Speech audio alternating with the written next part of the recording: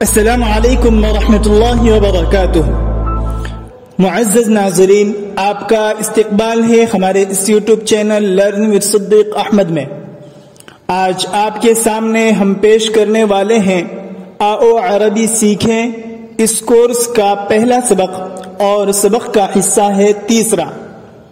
جیسا کہ شروع میں بتایا گیا تھا کہ اس کورس کے تمام اسباق کو 3 حصوں میں تقسیم کر کے پیش کیا جائے گا، جس سے آپ آسانی سے عربی زبان و ادب میں مہارت حاصل کر پائیں گے۔ چنانچہ 2 حصے پیش کر دیے گئے۔ پہلا حصہ تھا الفاظ و معانی کا، جس میں حروف الہجا پیش کیا گیا، اور دوسرا حصہ تھا عربی گرامر یعنی عربی زبان کے نحو و صرف کے قواعد کا۔ اس میں بنیادی تعریفات اور اس کی مثالیں پیش کی گئی۔ اب جو حصہ ہے وہ مشق و تمرین کا ہے۔ پہلا سبق ہے اور تیسرا حصہ ہے مشق و تمرین۔ آئیے چلتے ہیں سبق کی طرف۔ اس سے قبل اگر آپ ہمارے چینل پر نئے ہیں، اردو عربی زبان و ادب میں مہارت حاصل کرنا چاہتے ہیں، تو اس چینل کو ضرور سبسکرائب کریں، ہماری ویڈیو کو لائک کریں، شیئر کریں اور کمنٹ میں اپنی رائے دینا نہ بھولیں۔ با معنی لفظ۔ گزشتہ جو گرامر کا سبق تھا اسی کی تمرین یہاں پر کرائی جائے گی اور اسی پر مشق کریں گے تو جملہ بنانے کا طریقہ آپ کو آئے گا۔ اس میں تھا با معنی لفظ۔ با معنی یعنی ایسا لفظ جس کا کوئی معنی ہو۔ اگر ہم ڈکشنری یعنی لغت وغیرہ کو اٹھا کر کوئی لفظ دیکھیں، کوئی بھی جملہ لے لیں، تو وہ جو اس کا جو معنی ہوگا یا وہ جو لفظ ہوگا وہ معنی دار لفظ کہلائے گا، کیونکہ ڈکشنری میں بے معنی الفاظ نہیں لکھے جاتے بلکہ با معنی الفاظ ہی ہوتے ہیں۔ لہذا کسی کتاب میں یا کسی ڈکشنری سے کوئی لفظ اٹھا لے اور اس کو آپ اس کی جمع اور اس کا واحد آپ تلاش کریں۔ مثلا مان لیجئے 3 مثالیں یہاں پر پیش کی گئی ہے۔ آپ کی سمجھنے کے لیے اور آپ کی سہولت کی خاطر آپ اس پر سے مزید 3 مثالیں اور بنا سکتے ہیں۔ جیسے حذاء، اس کا معنی ہے جوتا۔ حذاء اس کے معنی ہے جوتا۔ اس کی جمع آتی ہے احذیۃ۔ احذیۃ، حذاء جوتا، جمع احذیۃ۔ دوسرا لفظ ہے قلنسوۃ، ٹوپی۔ قلنسوۃ ٹوپی، جمع قلانس، جمع قلانس۔ قلنسوۃ ٹوپی، جمع قلانس۔ تیسرا لفظ ہے مفتاح، چابی۔ مفتاح چابی، جمع مفاتیح۔ مفاتیح، مفتاح چابی، جمع مفاتیح۔ یہ تینوں لفظ حذاء جمع احذیۃ، قلنسوۃ جمع قلانس اور مفتاح جمع مفاتیح، یہ تینوں الفاظ جو ہے یہ با معنی الفاظ ہے، کیونکہ اس کے معنی ہے حذاء کے معنی جوتا ہے، قلنسوۃ کے معنی ٹوپی اور مفتاح کے معنی چابی۔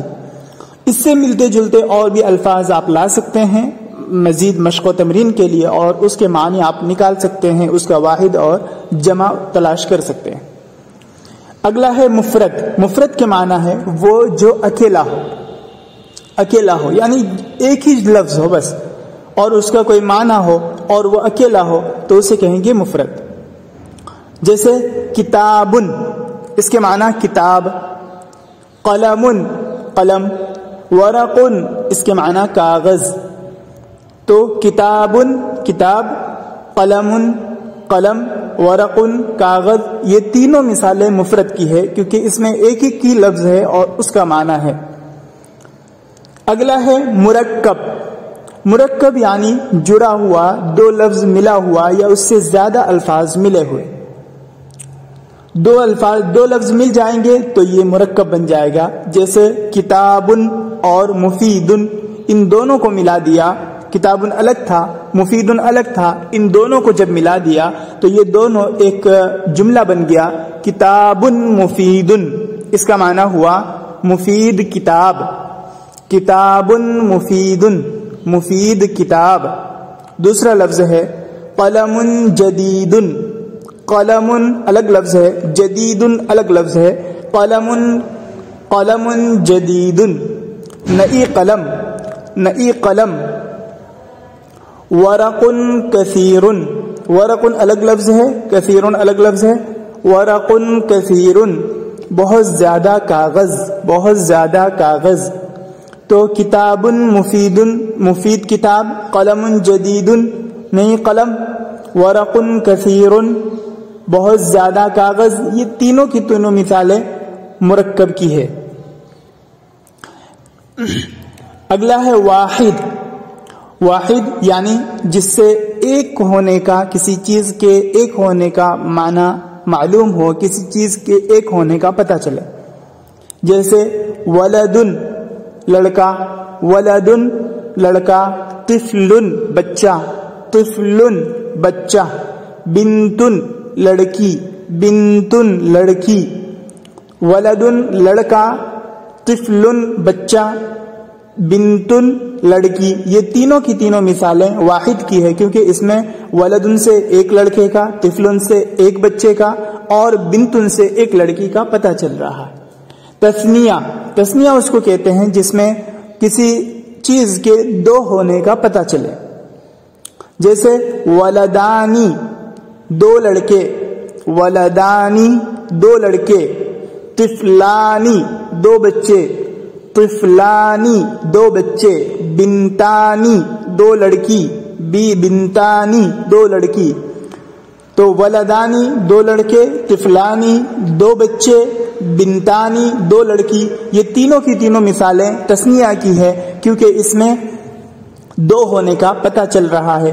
اور تثنیہ کا ایک ضابطہ یہ ہے کہ کسی کا تثنیہ بنانا ہو اگر اسم سے تو الف نون بڑھا دیتے ہیں تو تثنیہ بن جاتا ہے. جمع اولاد، ولدن کی جمع اولاد، اس کے معنی بچے.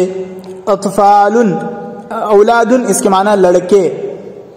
تین یا تین سے زائد لڑکے پر یہ اس کا اطلاق ہوتا ہے اور یہ بولا جاتا ہے.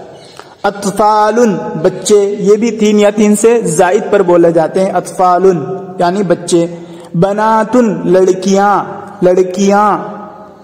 تو اولاد لڑکے، اطفال بچے، بنات لڑکیاں. یہ تینوں کی تینوں جو الفاظ ہے یہ تینوں ایسے اوقات میں بولے جاتے ہیں جبکہ ان کی تعداد تین یا اس سے زائد ہو. اور تین یا اس سے زائد الفاظ کے لیے، تین یا تین سے زائد چیزوں کے لیے جو لفظ بنایا جاتا ہے، جو لفظ استعمال کیا جاتا ہے وہ جمع ہوتا ہے.